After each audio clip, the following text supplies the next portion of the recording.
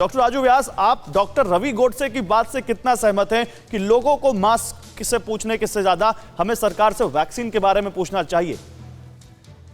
नहीं, दोनों तीनों क्वेश्चंस बहुत ही सिग्निफिकेंट हैं। जहां तक एक कॉमन मैन की जिम्मेवारी है, चाहे मेरी, आपकी, या जो लोग हिल स्टेशन पे घूमने जा रहे हैं, हम सभी लोगों की जिम्मेवारी है कि हम एक कोविड अप्रोप्रिएट बिहेवियर को मेंटेन रखें, नंबर 1। नंबर 2, जहां तक वैक्सीनेशन का सवाल है, वो भी एक बहुत बड़ी हमारे देश में दुविधा है। आप देख रहे हैं पिछले हफ्ते भर से हम लोग प्रतिदिन देखते जा रहे हैं कि जो वैक्सीनेशन का ड्राइव है वो कम होता चला जा रहा है, और कल की जो डेटा उपलब्ध है वो ये कहते हैं कि 30 लाख लोगों को कल हम वैक्सीनेट कर पाए, जबकि हमें होना ये चाहिए था कि जो जुलाई के महीने से हमें करीब करीब 80 से 90 लाख लोगों को अगर वैक्सीनेट करेंगे, तभी हम जाकर हिंदुस्तान की 80% जनता को दिसंबर के अंत तक होते होते करीब करीब हम वैक्सीनेट कर पाएंगे। आज की स्थिति में ऐसा लगता नहीं है। वैक्सीनेशन हमारे लिए एक वैक्सीन हेजिटेंसी हो सकती है, या कहें या लोग लगाने नहीं जा रहे हैं। भीड़ हमें दिखाई नहीं दे रही है वैक्सीनेशन सेंटर्स पे, लोग लगाने आगे भी नहीं आ रहे हैं। बॉटल नेक्स भी है, बहुत सारी है। वो तो हिल स्टेशन पे वो कह रहे हैं पहले ठंडी हवा खा ले फिर वैक्सीन भी लगवा लेंगे। नहीं, उसके लिए जरूरी है सर कि हम सभी लोगों को रेस्पॉन्सिबल सिटीजन होने के नाते कोविड अप्रोप्रिएट बिहेवियर का पालन करना पड़ेगा। हम घूमने जा सकते हैं, डिनायल नहीं है, जैसा कि उत्तराखंड सरकार ने भी किया है, बहुत अच्छा कदम है। मुझे लगता है कि ये सभी हिल स्टेशन पे इस प्रकार की कड़े नियम लगाने चाहिए कि जो होटल्स में जो लोग जाते हैं उनका पहले कोविड वैक्सीनेशन को चेक किया जाए, ज्यादा लोगों को हिल स्टेशन पे एंट्री ना दिए जाए, और समय समय पे उनका रजिस्ट्रेशन। मैं डॉक्टर सतीश रंजन से पूछता हूँ, यूरोप में क्या हो रहा है? डॉक्टर सतीश रंजन, क्योंकि आप जर्मनी से हमें ज्वाइन कर रहे हैं, जरा वहां का आइडिया हमें दीजिए। क्या वहां भी लोग ऐसे ही घूम रहे हैं?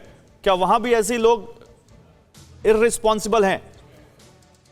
जी देखिए, जर्मनी में भी जब ये सिचुएशन आई थी फर्स्ट वेव में, तो ऐसे ही सुपर स्प्रेडर इवेंट से जर्मनी में फैला था। लेकिन उसके बाद जब लोगों को बताया गया तो कोविड अप्रोप्रिएट बिहेवियर यहाँ पे बहुत स्ट्रिक्टली लोगों ने फॉलो किया।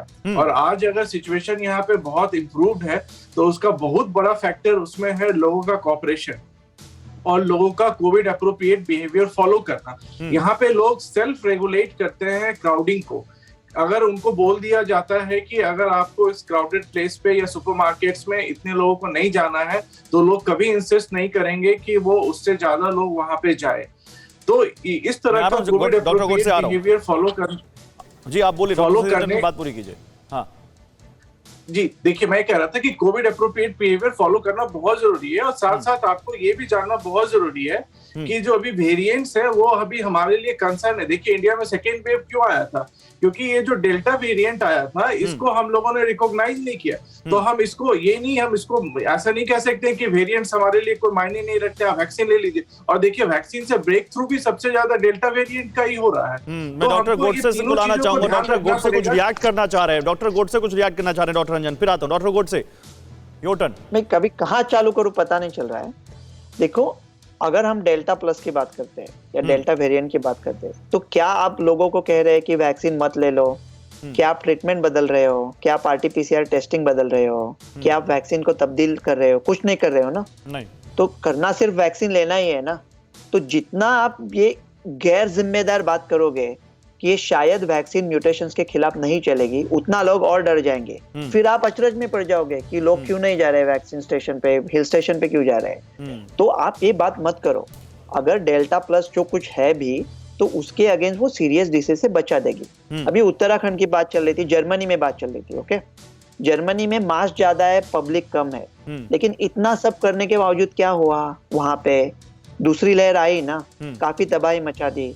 ऑस्ट्रेलिया में क्या हो रहा है, न्यूजीलैंड में क्या हो रहा है, अभी लोगों के जहन में बाद में आएगा। दुनिया में क्या हो रहा है, मैं एक और आप ही की बात को आगे बढ़ाते हुए एक खबर दिखाना चाहता हूं। दुनिया भर का जायजा, दुनिया भर से जो खबरें आ रही हैं वो दिखाते हैं। कई देशों में तीसरी लहर ने टेंशन बढ़ा दी है।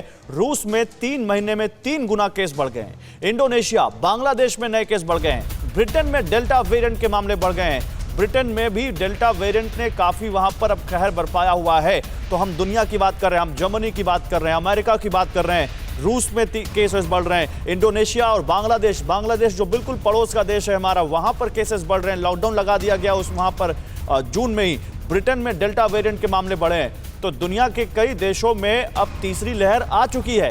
और यही हमारा डर है कि क्या तीसरी लहर इस देश में आएगी, कब आएगी। कई एक्सपर्ट्स कह रहे हैं तीसरी लहर आनी तय है। हालांकि डॉक्टर रवि गोडसे इस बात से इत्तेफाक नहीं रखते और उनका कहना है कि कोई तीसरी लहर नहीं आएगी।